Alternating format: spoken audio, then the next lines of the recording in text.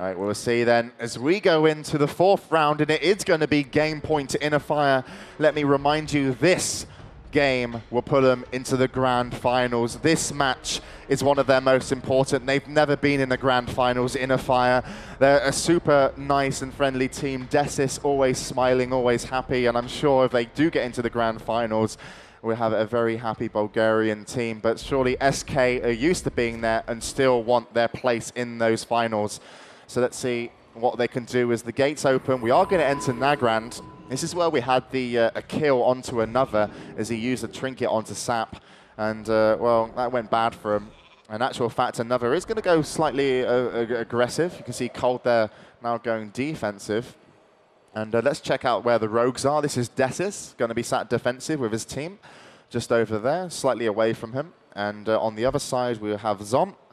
And also playing defensive, and both these teams mirroring. The only player that's really wanting to make anything happen is this guy, which is going to be another. You can see him heading over, gets put into a sheep. That's going to be dispelled, trying to blizzard around the pillars. Not going to catch out Decis, but he did have Zom over there. You can see when that blizzard came out next to that pillar, Zom was available there in case that rogue popped out as stealth. That way, Zom wouldn't have let Decis get re-stealthed and would have got the advantage opener. So sly little tactics here from SK, and certainly the team that want to make something happen, even though that will, of course, now be mirrored by Cold as he threw out a blizzard over there. And we're expecting buffs to be soon. Oh, Decis is knocked out as stealth. And he's not going to be... There we go. Able to get the vanish there. He is going to have to vanish. Knocked out again. Here comes Zom. He is knocked out again. Zom is currently still in stealth. There we go. He's going to open up onto Decis. Decis going reasonably low. Has to pop his... he's actually got pain suppression and evasion up at the same time. So a lot of outs already used, so to speak, to keep Decis alive. He does have Zom targeted. You can see mirror images used there as well. Are going to be pumping out frostbolts onto the back of Decis. No advantage really yet. There comes a deep freeze onto Zom. He's going to have to get that dispelled. And also now a pain suppression's on Zom. So Zom does have slight advantage if he gets a reopen up onto Decis. Decis does throw a blind. I do believe that was trinketed. He blinded the priest trinketed. Yeah, he did blind the priest. But look at this. Now Zom going low. He gets the opener back onto Decis. Decis gets a reopener. Oh, not a reopener, sorry. Almost back onto Zom. And here comes...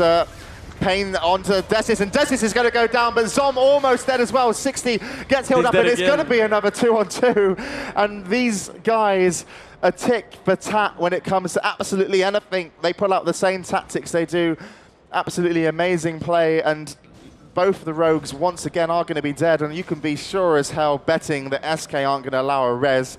Phenomenon, then the healer, the priest from iNNERFiRE, will be stood behind. He's going to be mana burning, actually. Another, obviously mages will have those mana crystals, but another really doesn't want to be out of mana. O'Reilly is going to be drinking behind the other pillar, going to rejoin the fight with 9k mana. Phenomenon has 6.5, and really, Ziz, in this situation, I know your class is dead.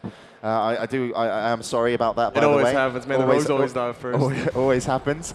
What's going to be the difference between these two guys in the 2v2? Right now, it's just they're working the mana advantage so you can get more drinks and stuff, but these things can go on forever. Mage, Priest, Mirrors, pretty bad. All right, well, we're in for a long haul maybe, because certainly very little mistakes will be happening. We are currently following O'Reilly from SK, caught into a fear. Does have the mana advantage. Out comes the pet, though, for Phenomenon. That's going to build him back up. In comes Mana Burns with Power Infusion on. Actually, they were on to Phenomenon, but O'Reilly is out of mana and can't mana burn anymore. And he's actually going to be put into a poly, so he needs to drink back up. And now I do believe it's maybe up to Cold and the combination of Phenomenon not to let O'Reilly drink. There we come. There comes the blink.